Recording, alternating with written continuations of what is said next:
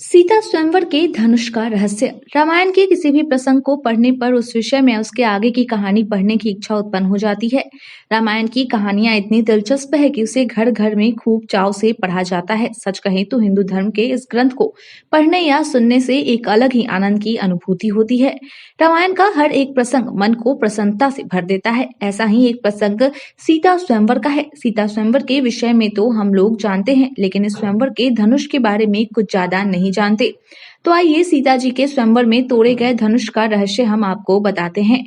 राजा जनक को महादेव शिव जी का वंशज माना जाता है। ऐसी मान्यता है कि राजा जनक के राजमहल में जो धनुष रखा हुआ था वह भगवान शिव का ही था।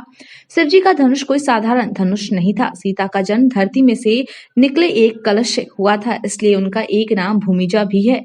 सीता के विवाह के लिए उनके पिता राजा जनक ने स्वयंवर की घोषणा करते हुए यह शर्त रखी थी कि जो भी पुरुष धनुष की प्रत्यंचा को चढ़ा देगा उसी के साथ सीता का विवाह किया जाएगा। बताया जाता है कि इस धनुष के निर्माण में काफी उच्च श्रेणी की तकनीक का प्रयोग किया गया था। मान्यता यह भी है कि यह उस समय की परमाणु मिसाइल या ब्रह्मास्त्र छोड़ने का यंत्र था।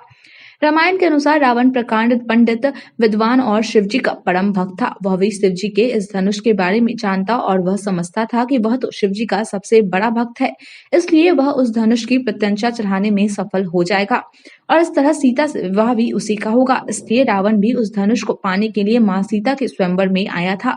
लेकिन यदि यह धनुष रावण जैसे दुष्ट बुद्धि के दानव के हाथ लग जाता तो वह विनाश का ही अंजाम देता। मान्यता है कि इस चमत्कारी धनुष के संचालन करने की विधि केवल 4 लोगों, राजा जनक, उनकी पुत्री सीता, आचार्य विश्वामित्र और भगवान परशुराम को ही मालूम था। मान्यता है कि सीता स्वयंवर में रखा गया यह धनुष साधारण नहीं था, वह शिवजी का धनुष और रामायण के उस काल का परिष्कृत धनुष था।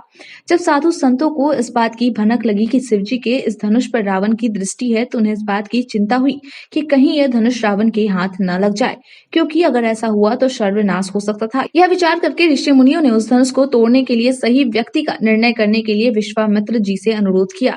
यह शक्तिशाली धनुष रावण के हाथ न लग जाए, यह सोचकर विश्वामित्र ने पहले ही श्री राम को इस धनुष को चलाने की विद्या सिखा दी थी। इस संबंध में कुछ विशेष तथ्यों को जानकी जी ने भी श्री राम को वाटिका गमन के समय बताया था। स्वयंवर में जब श्री राम के द्वारा प्रत्यंचा चढ़ाते ही वह धनुष टूट गया। स्वयंवर में जब श्री राम के द्वारा प्रत्यंचा चढ़ाते ही वह धनुष टूट गया, तब आचार्य परशुराम इस बात पर क्रोधित हुए कि जब श्री राम को उस धनुष से संचालन की विधि ही नहीं आती तो उन्होंने प्रत्यंचा क्यों चढ़ाई।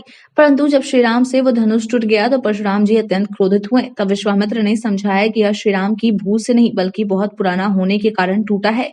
यह सुनकर परशुराम का क्रोध शांत हो गया। इस तरह इस धनुष के टूटने के बाद भगवान राम और सीता का विवाह संपन्न हुआ। आज के लिए इतना ही। धन्यवाद।